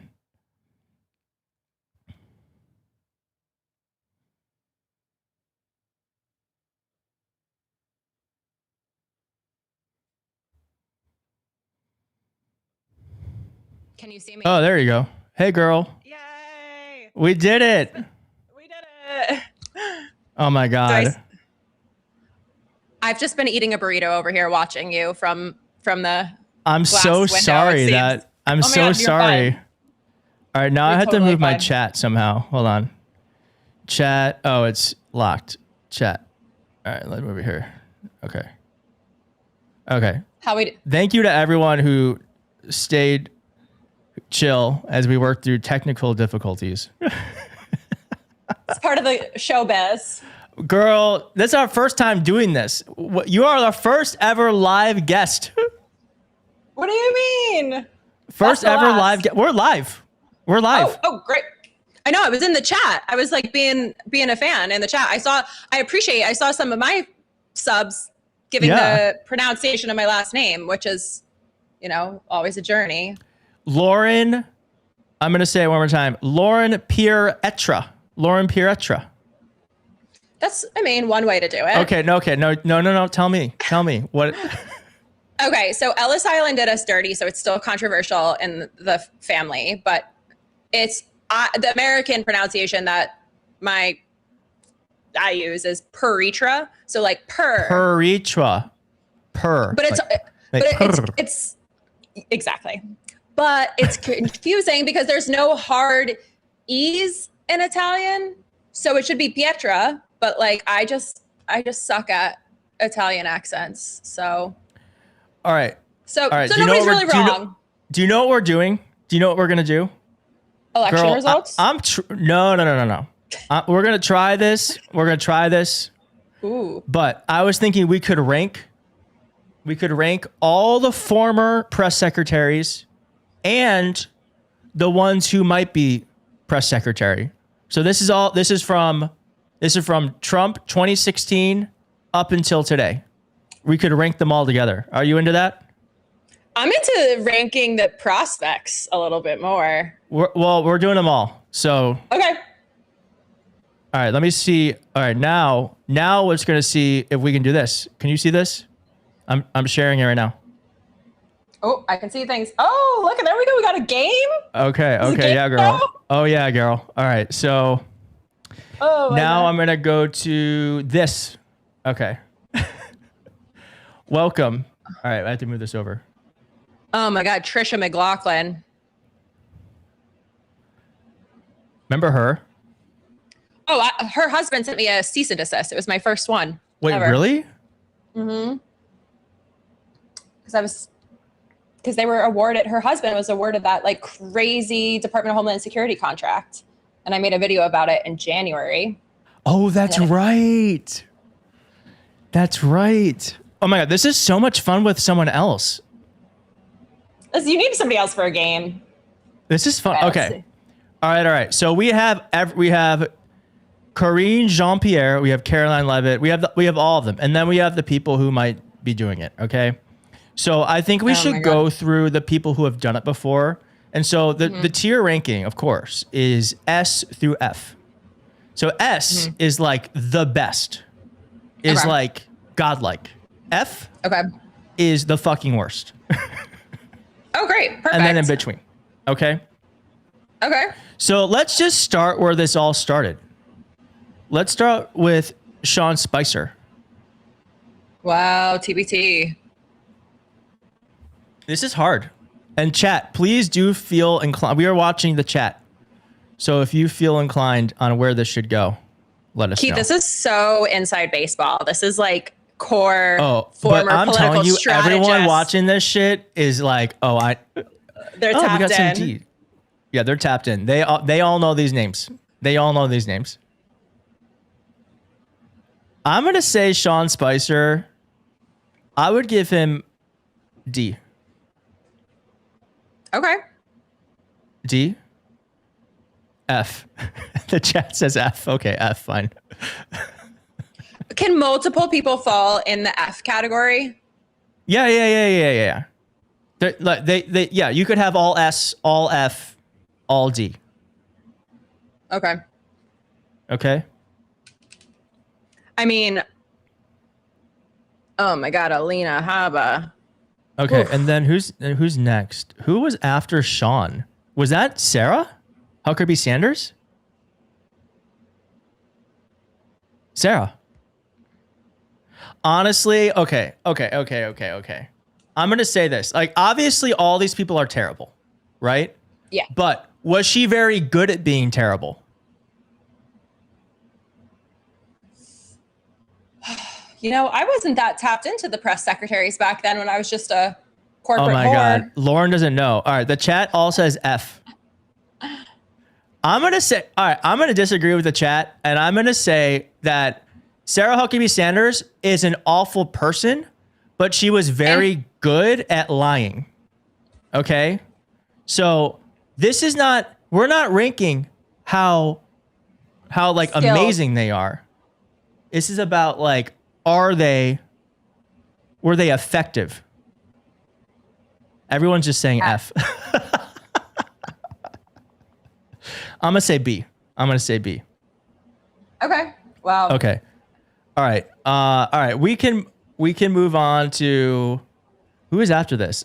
I know that like Scaramucci he did it for like 20 days or something.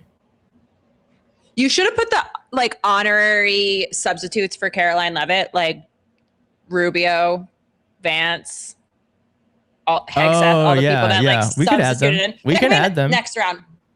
We can add them. Next round. No, There's I always mean time for Kelly can literally. Kelly's a badass. She can send us that. Okay, let's do it. Okay, but all right, Stephanie Grisham. You don't know who these people are. I know. Do you know who this not is? her. All right, No. chat. Stephanie Grisham, I actually think was just like I think she's an F because we don't even know who she was.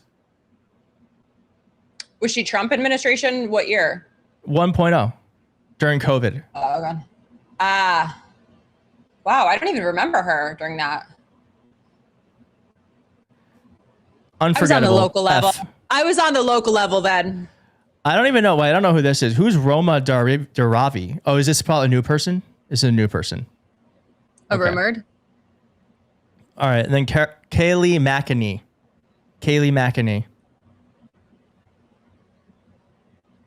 What a nutty looking woman. Do you know who this is? Lauren doesn't know who this is. Chat, Kaylee McEnany. Everyone's just going to say F. D. And you know, I love D? that for them. F. Okay. What if I want to hear from the chat on like what basis for the scoring.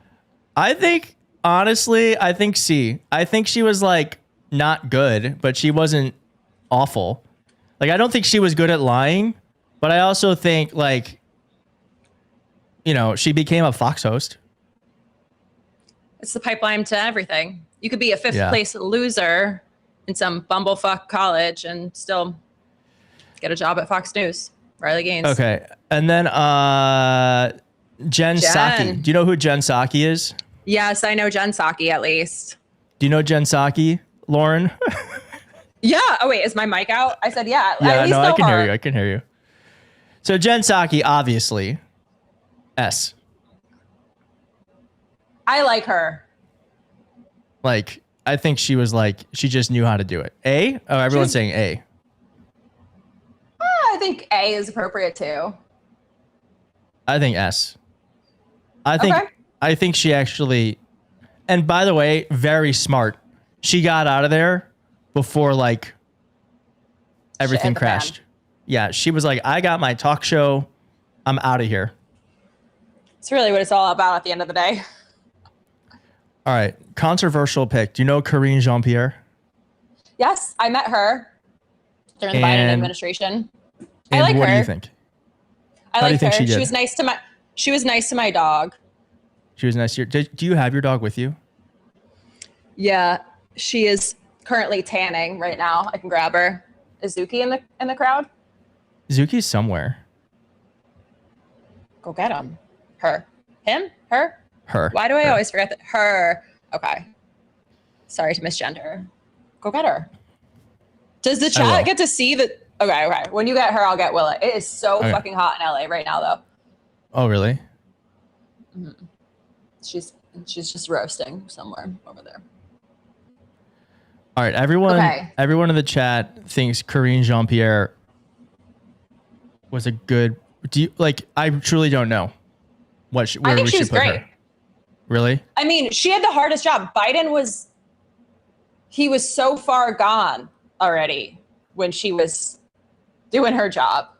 Like, I remember I went to the White House for a creator economy summit, and he was just going, they were like, oh, everyone's going to get 5 minutes.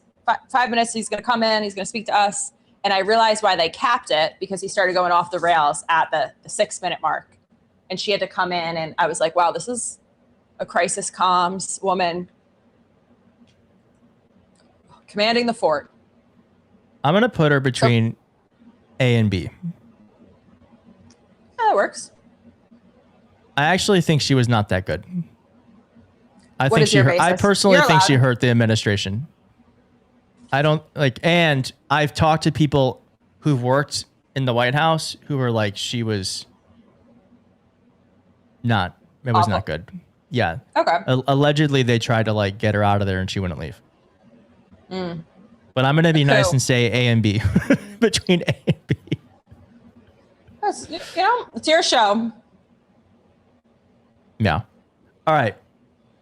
And then we're in the new one now. So Caroline Leavitt. Where would you put her?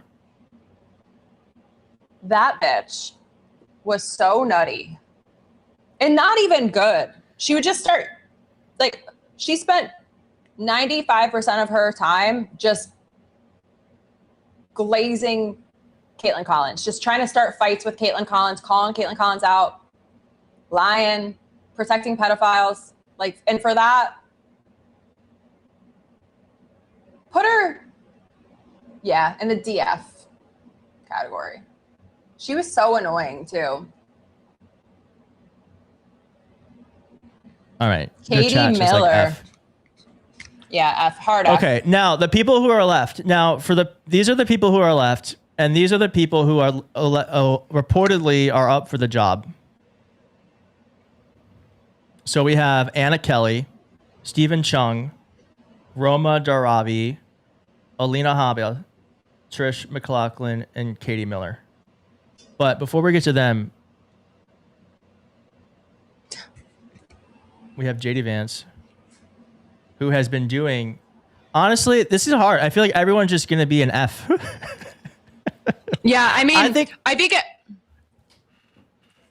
if anything, we could guess like our bracket for who we think is going to be it and rank in order of like likelihood that they're going to get All the right, job.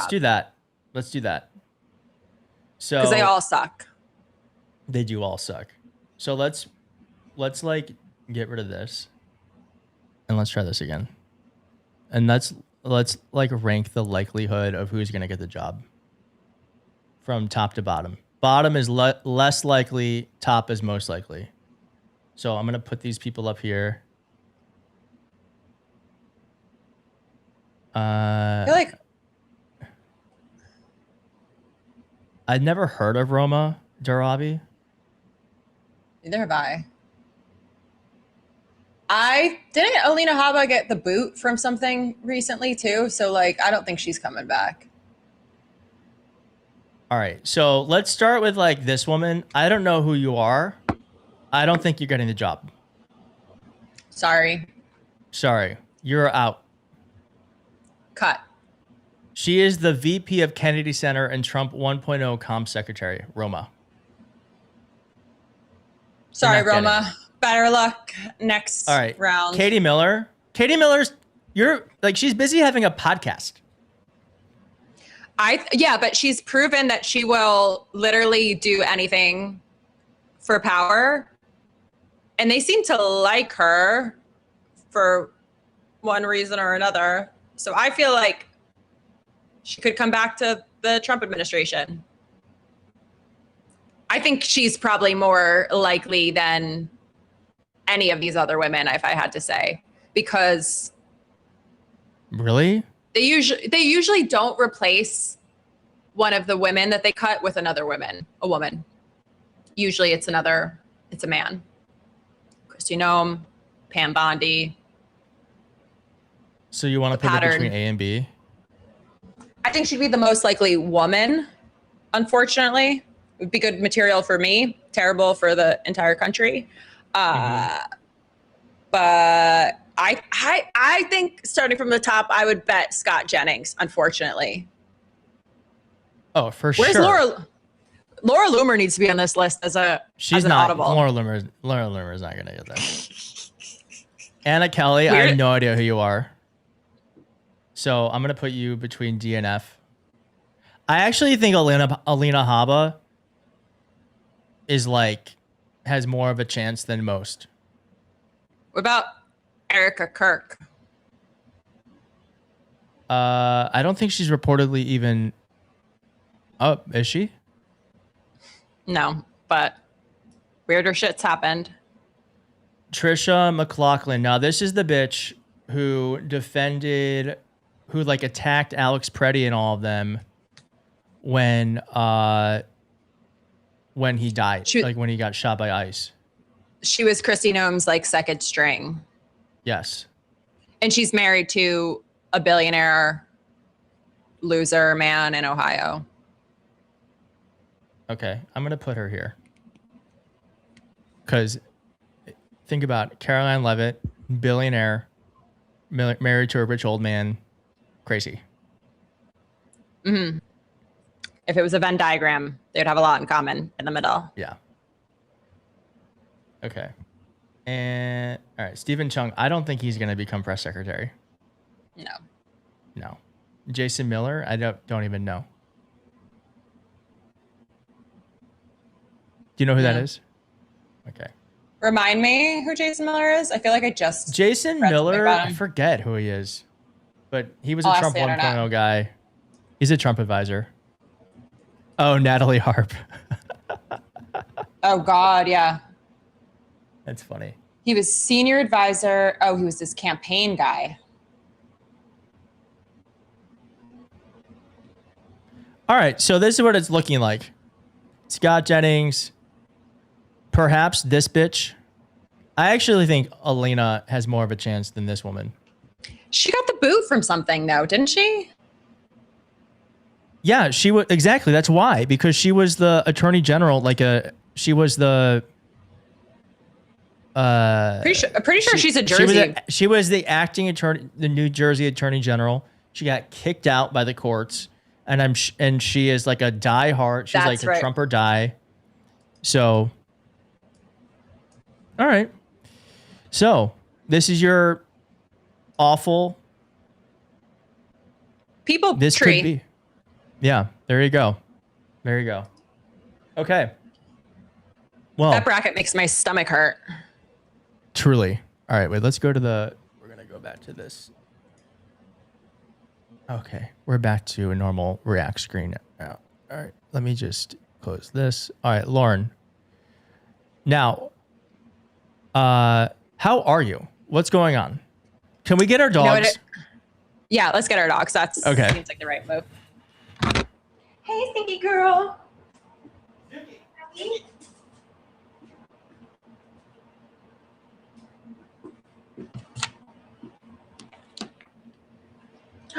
Willa, you are on the Keith Edwards show right now. Can you say something? Dogs. Look at Zuki.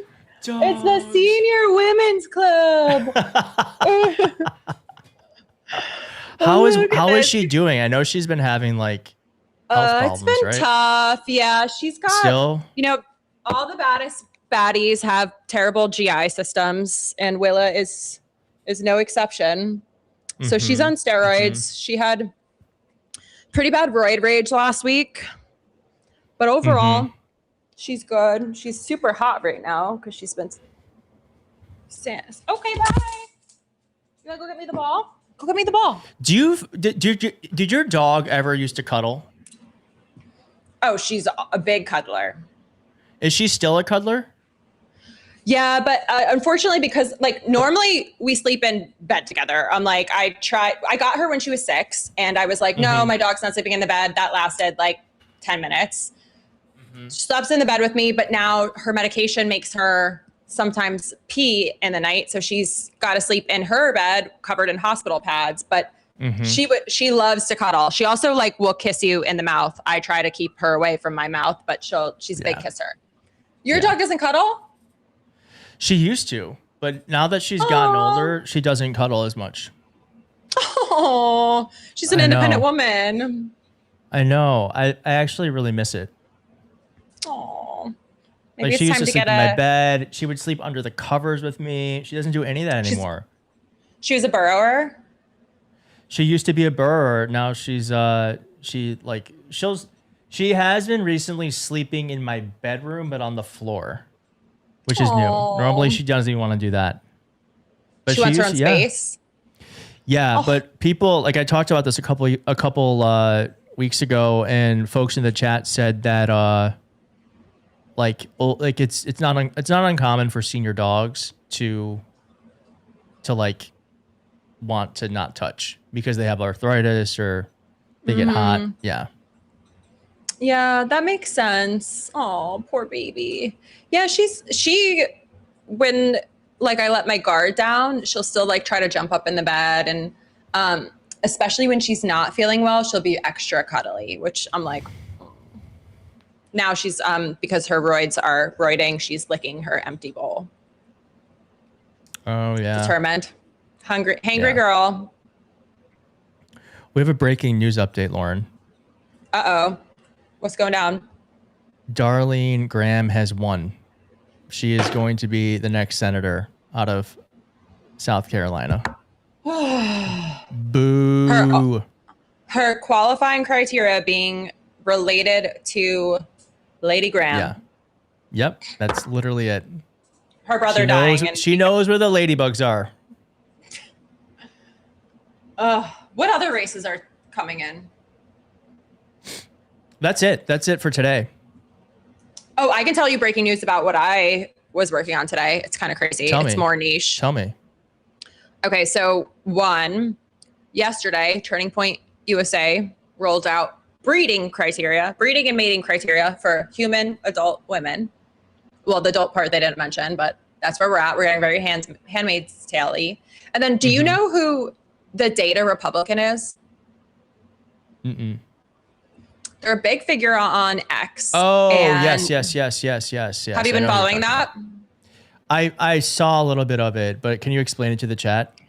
Yeah, so I didn't know, and then all the Republican bros, they're all in my signal, and one of them called me to explain it, and then I kind of like pieced together, because I was like, I need somebody to like talk to me like I'm 5. I don't know all these characters.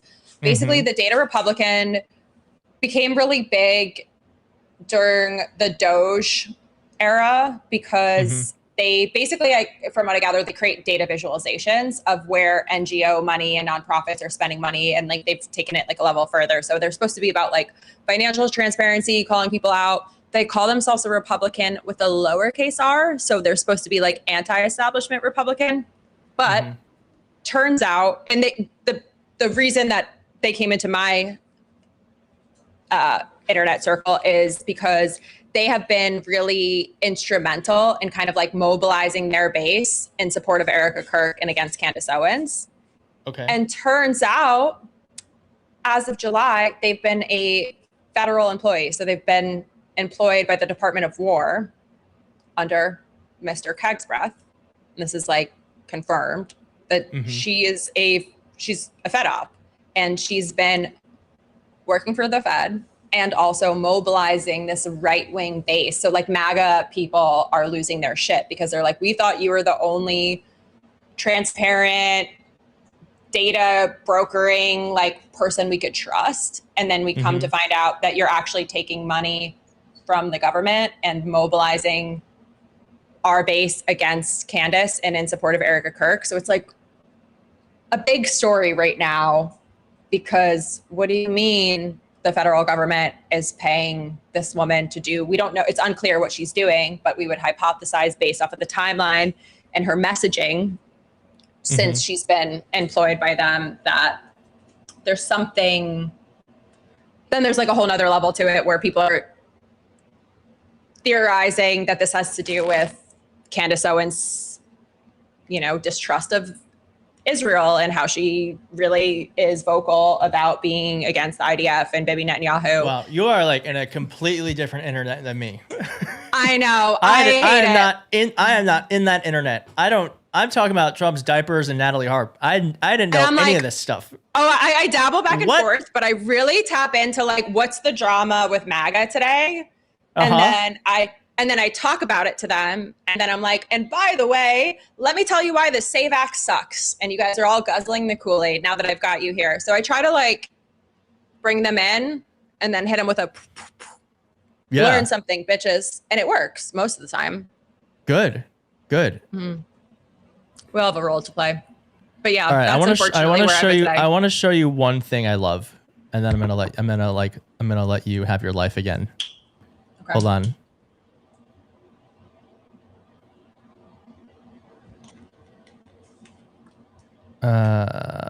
It is this.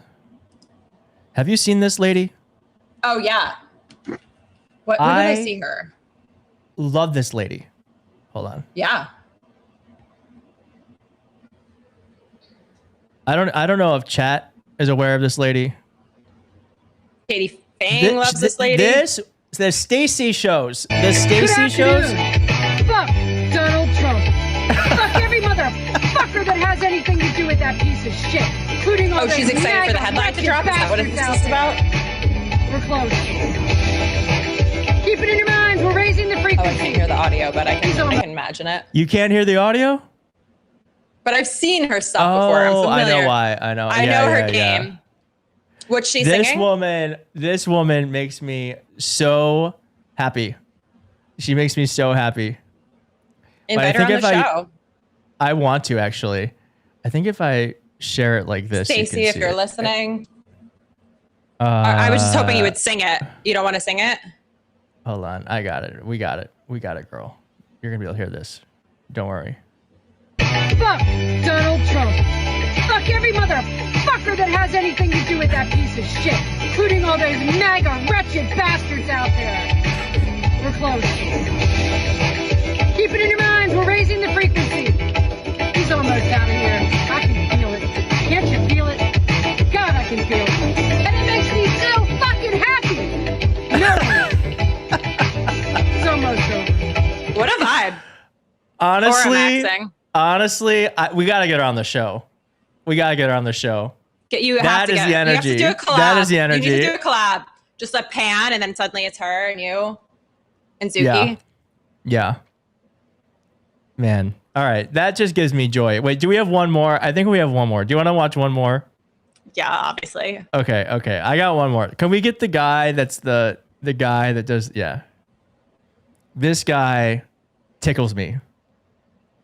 All right, we got one more, and then we're gonna wrap the show. Have you heard of this guy, Julian? Oh, Julian Cross probably. Comedy. Show All right, me. 1 second. What the fuck is wrong with trans people? Why does it bother you that another person wants to be themselves? We have zero problem calling Dwayne Johnson The Rock. You can call Bill Betsy. That's not the way God made you. Oh, that's not the way that you were brought in this world. Nigga, get over yourself. Who the fuck are you to decide what another person could be doing? You yourself aren't even an interesting motherfucker. You ain't got nothing going on in your life. You can't have a pussy. Oh, that needs to be a dick between your legs. Are you How showing fucking anything? dare you decide You're looking. to be a damn woman? Can you see it? No, I still see our girl Stacey. Oh, sorry. It's okay. It's hard doing it all. One day I'm going to have a producer doing the whole thing. But 1 second. And God made you a man. You ain't even a man your damn self. Grow up. Be a human being and let these niggas live. If Rashida want to become Rashawn, let that nigga live. Who the fuck are you to decide what another person can do? Trans people bother you. Nigga, go get some pussy. You just mad them motherfuckers look better than you. We live in a society now where niggas would rather you be nothing than be yourself. Nothing. Oh, I'm the only human that can be somebody. You must be shit. Mind your fucking business. Go on with your life. Is this really what the fuck you got to do with yourself? Really? And you mean to tell me that they can't even use the fucking bathroom? Look, bathrooms themselves need to be updated. Why can I see somebody shitting through the screen in the stall? There's enough plastic on this planet to make a stall that goes all the way to the fucking floor. That door needs to close all the way. Give me a real fucking lock so I can take a shit. I don't give a damn who's in what bathroom. Every bathroom has got the same amount of toilets and sinks in it. Worried about a man going in a woman's restroom? Or a woman going in a man's restroom? These are women going in women's restrooms and men going in the men's restrooms. Get some money, nigga. What the fuck? It really is that simple. That is the energy. That is the energy. Mm-hmm. That is the energy. More I will of that. leave you with that. What a good ending. Well, thanks for having me. Thanks for coming on. Thanks for being the first ever guest on the live show. Oh my gosh, what an honor. I know. It actually. I'll come back anytime. Such a pro. Such a pro. Rolled with the punches. Rolled with the punches. Yeah, I was just eating and I was like, oh God, I hope they don't cut to me and I'm just shoveling a burrito in my face. But where can people find you? I am Loren P. I was in your chat. I'm often in your chat and in your comments, but I am Loren P. The Loren Piretra Show. Loren with an O. Piretra, but you can have a little fun with the pronunciation. Everyone's allowed. And yeah, find me on YouTube. I'm now, because of you, Keith, I'm trying to do 2 episodes a day. Not every day, but as many. Last couple days I've done. Yeah, we're we got to get the numbers up for August. Yes. Good. So lots of tea. All the tea. She has all the tea. She's constantly talking about Erica Kirk and all that stuff. Yes, unfortunately or fortunately. And Natalie Hart. We got good Natalie Hart shit. Good. The Natalie Hart stuff is so delicious. It's so delicious. Well, have fun. Thanks for having me. Bye. Thanks, girl. Keith, bye. Edward, ciao. Ta-ta. All right. Wow. Okay, that was stressful. That was stressful as shit.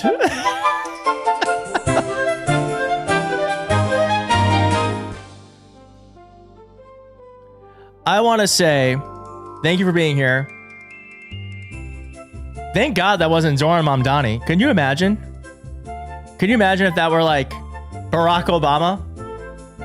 Sorry, Barack Obama. Sorry, I can't see you. Oof. But hey, that's why you gotta just do stuff for the first time that you learn. You gotta learn. Learning is the hardest part. And that's how you get better. Well, thanks for joining. This has been a lot of fun. We're gonna do this again on Tuesday next week. Tuesday, 7 p.m. Are you gonna be here? We're gonna be here. Are you gonna be here? Thank you to everyone who have subbed up, who became a member of the channel. Thank you for your super chats. Thank you for your comments. Thank you for hanging up. Thank you for hanging out. There's a million places you could be. Truly. It's the internet. You could be watching a $100 million movie on Netflix. Instead, you're watching me trying to figure out tabs on Safari, okay? So, thanks for joining, and it means a lot. And I'm going to see you next week. And we're thinking about doing twice a week. Thanks to the members and everything else. And all right, saying bye is so hard, but I'm going to do it now. Ta-ta. Fuck Donald Trump. Bye.